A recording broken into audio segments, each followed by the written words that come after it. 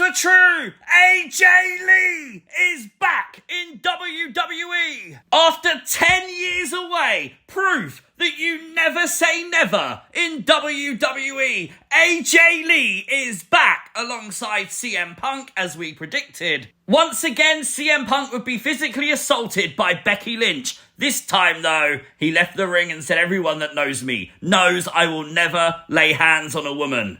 But I have someone that will. That would see AJ actually return and immediately go after Becky Lynch. Receipts for her husband delivered. They are together on screen, and obviously this is setting up that Wrestlepalooza tag match that's rumoured. Punk and AJ versus Becky and Seth. If for whatever wacky reason you didn't watch SmackDown, you have to take time to go and watch this return. Genuinely, the pop was massive. Yes, we all expected AJ Lee to return. Yes, it's all anyone's spoken about since Sunday. But honestly, it took nothing away from tonight's moment. This was such a cool return. So cool that I've literally fucked up my video and completely forgot to put the intro and stuff at the start. So we're going to do it now. This is things you might have missed.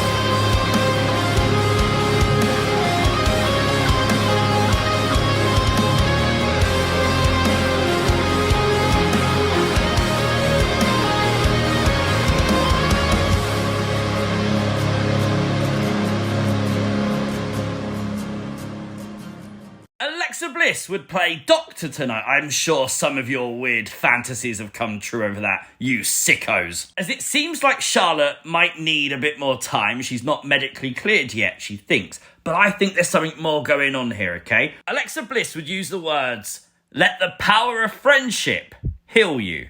And then leave behind her best friend, Lily. Now, on the surface, it just seems like one of those comedy skits, right? But it was the power of friendship that actually healed Alexa Bliss. She was the only person we saw Bray use the heel glove on for the Firefly Funhouse. So, is there some kind of connection here with that and what Alexa and Charlotte did tonight? Leaving behind the Lily doll might have been the clue. Honestly, there's been rumour after rumour of a dark Charlotte Flair character. Is this like the start of it? John Cena would kick off tonight's episode of SmackDown, confirming to the camera straight off that this is his final ever appearance on Friday Night SmackDown. It's actually unbelievable that we are already marking this is the final ever of John Cena, because honestly, where's the time gone? Cena got a thunderous ovation in Chicago tonight, which I think very much pleased him. He obviously reminisced about all the history he has in Chicago, including his debut against Kurt Angle. Sami Zayn would come out and Sami Zayn would get booed by the Chicago fans, and it kind of looked like it threw Sami a bit. Lots of mixed reactions on social media, people saying that Sami deserves it, other people obviously shocked that he got booed. What do you think? Sami has brought back the US title open challenges, and John Cena is what he seeks to be his first opponent, to pay John Cena back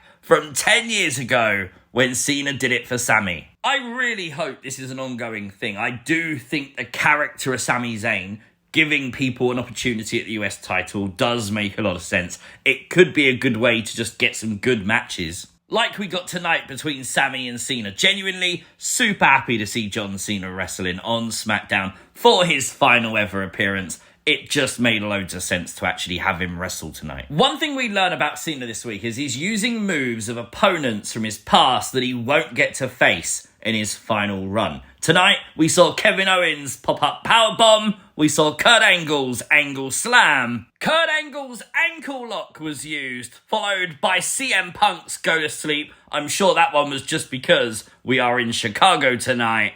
And then the spear, obviously made famous by Edge. He did the whole corner thing, the hair thing and everything. It was a really good match. The crowd was super into it. But it wouldn't finish with a winner, as Brock Lesnar would emerge. Brock F5 to Sami Zayn. 2 F5s to John Cena. The Beast is back and the Beast stands tall. I do think it would have probably been better to have Sami Zayn definitively beat John Cena, then Brock return. Like, that would have probably made more sense to me, because I feel like Sami needs a big win like that. And it does genuinely feel like we're doing these no contests and disqualification endings so often in WWE nowadays that it kind of does take the shine out of it, because they're doing it far too much. This is obviously to set up John Cena and Brock Lesnar for Wrestlepalooza, the match that we all thought was going to happen. And there was a lot of dirt sheets and stuff before tonight saying that Brock could be here, so people did get it correct. But I will say, before the show, or as the show started, CM Punk would arrive. Look in the background. Brock Lesnar was seen at the very start of SmackDown as like an Easter egg. And thank you to everyone that tagged me or DM'd me in this, because so many of you did. And I think this was done really well. At a time when they know you're looking around for any kind of AJ Lee Easter eggs, well, there's Brock Lesnar. Oh my God. WWE also wasted no time in making the match official. Wrestlepalooza. Brock versus Cena, presumably for the last time ever. WWE are absolutely stacking the Wrestlepalooza card. Obviously, we haven't seen a Wrestlepalooza since ECW, and it looks like they're making such a big deal out of it because it is the first WWE PLE on the new ESPN direct-to-consumer service. So we found out tonight that Corey Graves and Michael Cole will be the commentary team for SmackDown going forward, at least for the next coming months, as they said on commentary tonight. Which is interesting because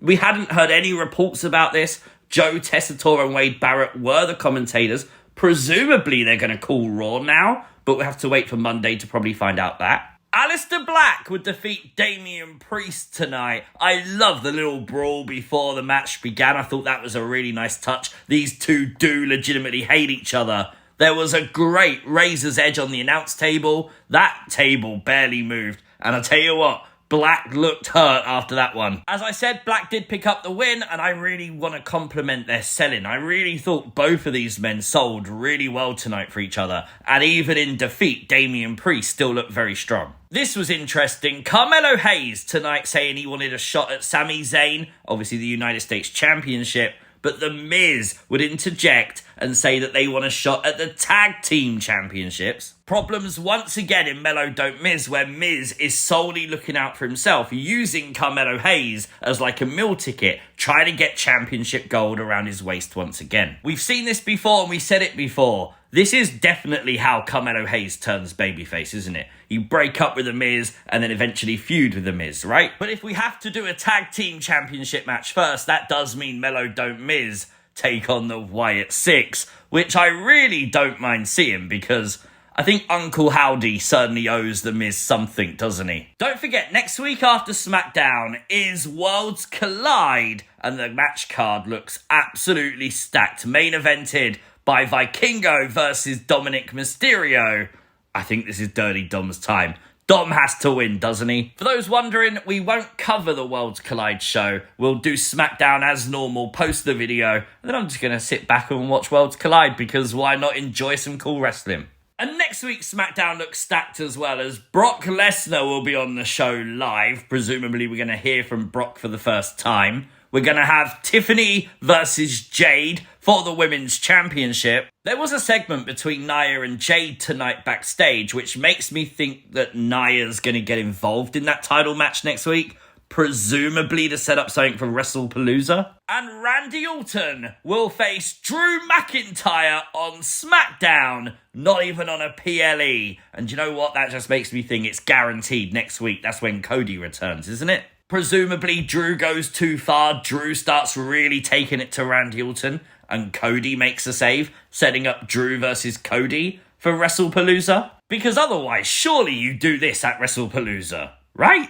Giulia would defeat Michin tonight in tonight's match main event. Giulia making only her second title defense for the Women's United States Championship. That is absolutely wild. Triple H, you're a criminal. What can I say? 10 out of 10. Brilliant show, brilliant SmackDown. We got Brock Lesnar. We got AJ Lee. We had John Cena wrestle a match. It was a decent show. Let me know your thoughts in the comments down below. If you are new to the channel, hit the subscribe button, like the video, share the video. See you next time. Peace!